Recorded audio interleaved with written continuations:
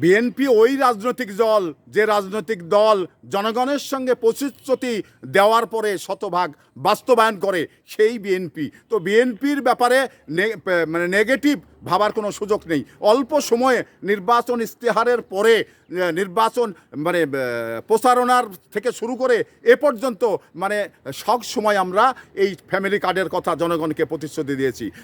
31 দফার বিষয়টা নিয়ে জনগণের সামনে আলোচনা করেছি। তো সেই আলোচনাটি বিএনপি ক্ষমতায় এসে সবেমাত্র 20 দিন হয়নি, এমনি কিন্তু ফ্যামিলি কার্ড জনগণের সামনে ধরিয়ে দিয়েছেন। তাহলে এই যে এই ধরনের একটি রাজনৈতিক দল আসলে কে না চাইবে বলেন? মানে এই ধরনের একটি রাজনৈতিক দলের জনগণ হিসেবে যে উপকার পেতে শুরু করেছেন। তো এই জন্যেই বাংলাদেশের মানুষ বিএনপির কাছে কৃতজ্ঞ এবং তারেক রহমানের কাছে বাংলাদেশের জনগণ কৃতজ্ঞ।